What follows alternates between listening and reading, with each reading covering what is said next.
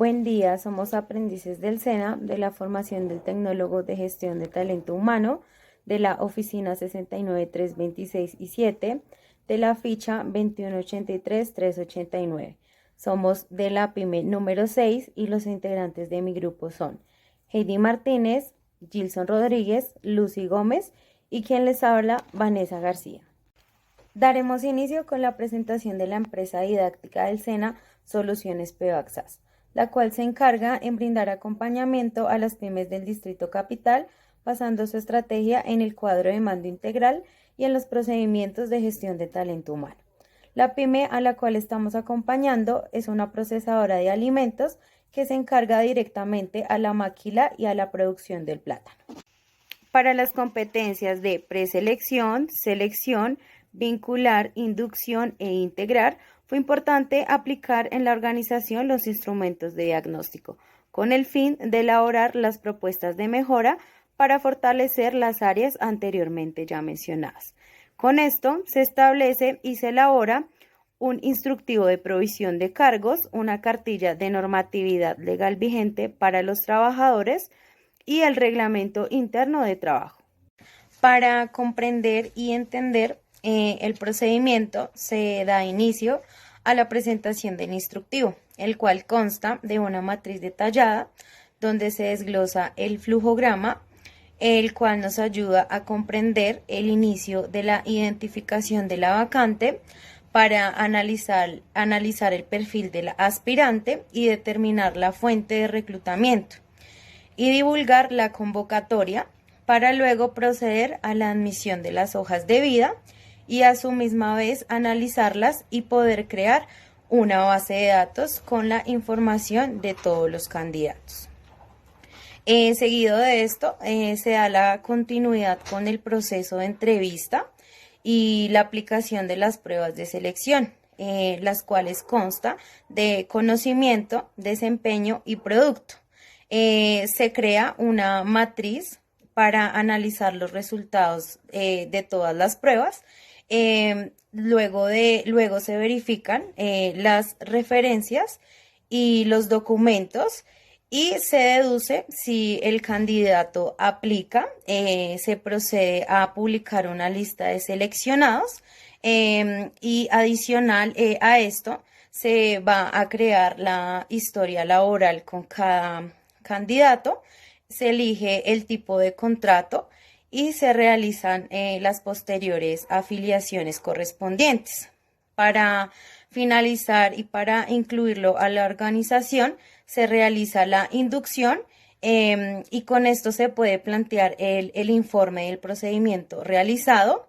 Esto beneficiará a la empresa para poder seleccionar a cada candidato en las áreas correspondientes de cada cargo. En todo este procedimiento se elaboró una documentación. Entre estos está un formato de requisición, el cual contiene datos del cargo, funciones principales de este, razones de la vacante, entre otros. Naturalmente, este documento surge en la necesidad de cubrir vacantes, identificar las características y dando claridad a la búsqueda del nuevo personal. La importancia de este formato es que le permite a la organización solicitar un nuevo personal, el cual mantenga las características de la vacante que se debe ocupar, y así facilitar que la empresa llene la vacante en el área solicitada. En cuanto a los beneficios, este formato le aporta a la empresa los siguientes. Primero, aporta detalles de la nueva vacante. Segundo, permite identificar características y necesidades de la nueva vacante. Tercero, identifica el nuevo personal que requiere la organización. También encontramos formatos u opciones de fuentes de reclutamiento. Entre estas está la plataforma de servicio de empleo, LinkedIn, INET, elempleo.com, las cuales especifican las funciones de cada una de ellas, sus características, cómo inscribirse una empresa a una de estas plataformas, entre otras funciones de cada una de estas fuentes. En la documentación también se elaboró avisos de convocatoria. En este caso fueron 8 avisos de convocatoria, los cuales fueron solicitados por la empresa, en los cuales se evidencia información importante, específica y clara respecto a la persona que la empresa busca para que cubra esa vacante. También encontramos un formato de hoja de vida organizacional, en el cual se anexa una foto, la experiencia, conocimientos y habilidades de una persona o en este caso un candidato. Es un documento a través del cual se presenta de forma resumida una trayectoria académica, competencias desarrolladas de esa persona o candidato, pues frente al cargo que aspira en la empresa. La importancia de una hoja de vida organizacional es que a través de esta los candidatos generan una primera impresión. Por eso es importante en gran medida su correcto diligenciamiento. Uno de los beneficios de implementar este formato es que el candidato o aspirante podrá transmitir a la organización su perfil profesional y la empresa realizará el proceso de valoración más eficiente, porque en esta encontrará los datos necesarios y específicos de cada candidato. En el análisis de hoja de vida se encuentran los criterios que se tendrán en cuenta para evaluar la hoja de vida de cada candidato. En este caso, cada criterio se manejará por puntos y la empresa determinará el puntaje máximo. Su implementación nos ayudará a la mejor elección del candidato. En este caso, el candidato que más sume puntos por criterios será el que alcance el puntaje máximo. Y eso nos indicará que es el indicado para el cargo ya que contiene o obtiene las habilidades y los conocimientos que se requieren para el cargo. En la base de datos encontramos toda la información que se tiene a nuestros candidatos seleccionados. En esta podemos encontrar la información personal, la experiencia laboral, las referencias, conocimientos, entre otros. Sería beneficiario para la empresa ya que nos permitiría guardar y buscar datos específicos que se necesite respecto a cada candidato de una forma más organizada y con la información vital.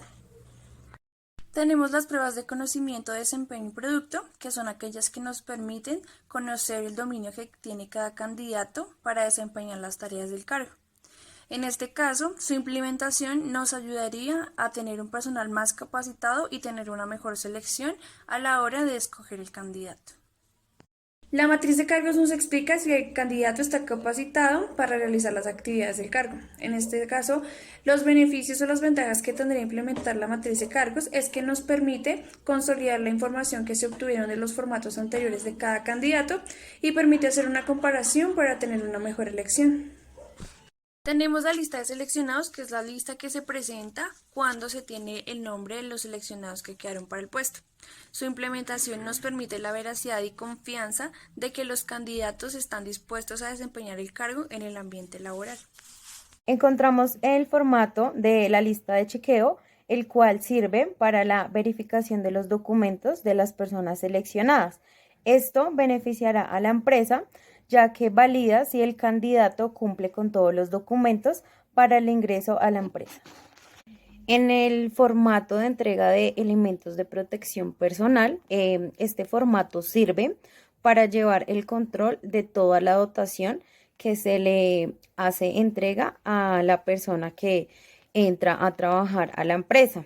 Esto beneficia como tal, ya que hacer entrega de todos estos elementos va a evitar accidentes graves a los trabajadores que puedan ocurrir dentro de la organización.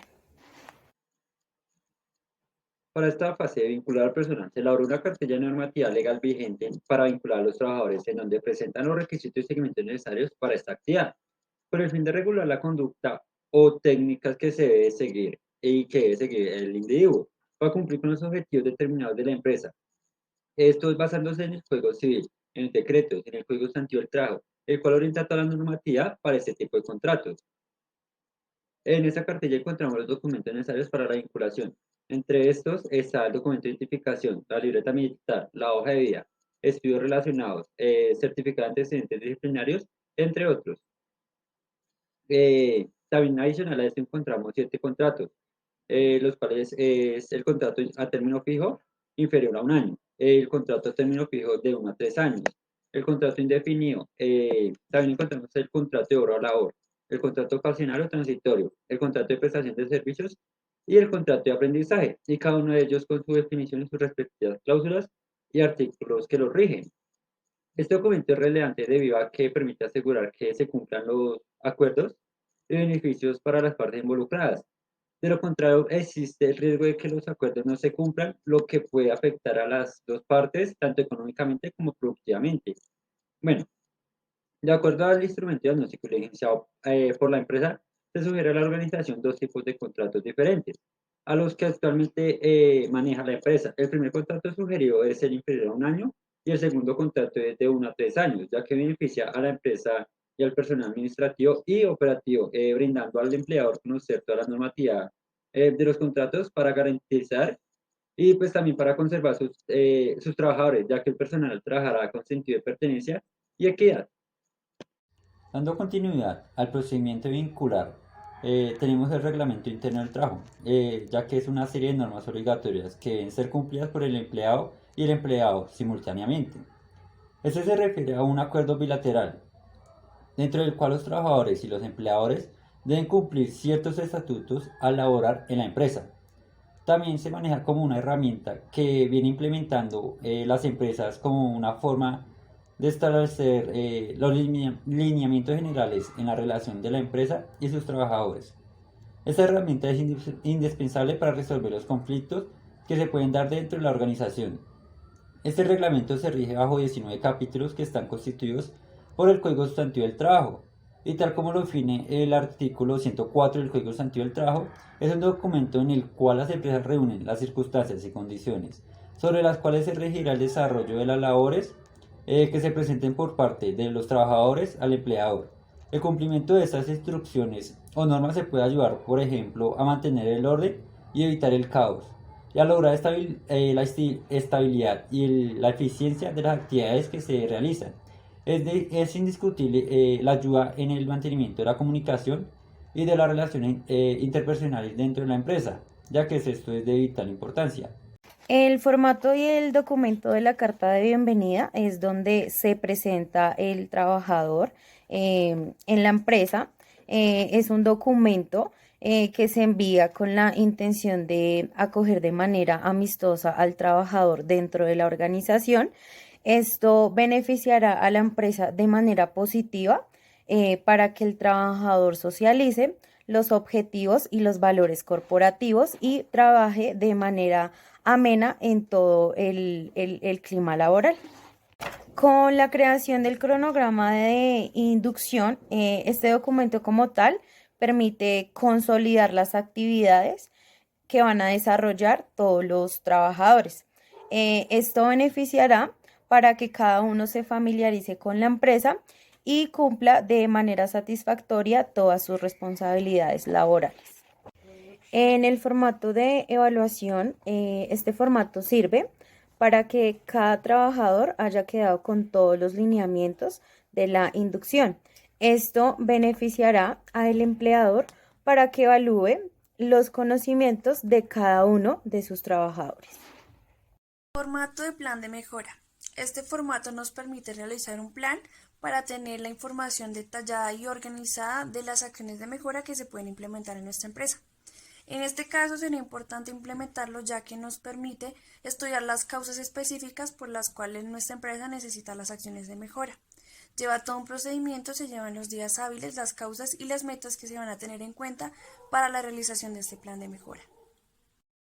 Por último, encontraremos el formato de informe de procedimientos, en el cual se registra todas las actividades realizadas para proveer esa vacante que se solicitaba en la empresa, con el fin de presentar resultados obtenidos durante todo el proceso de preselección, selección, vinculación e inducción.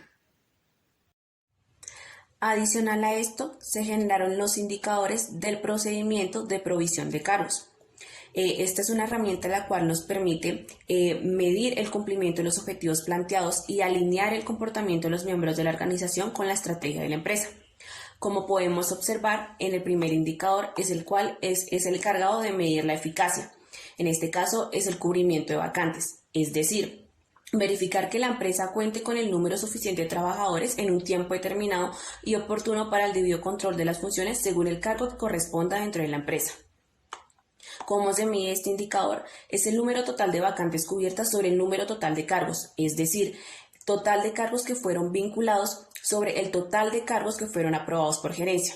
Al igual, este cuenta con una meta, su meta es de 90%, su frecuencia de medición es mensual, cuenta con datos de las variables, su medición y su respectiva gráfica.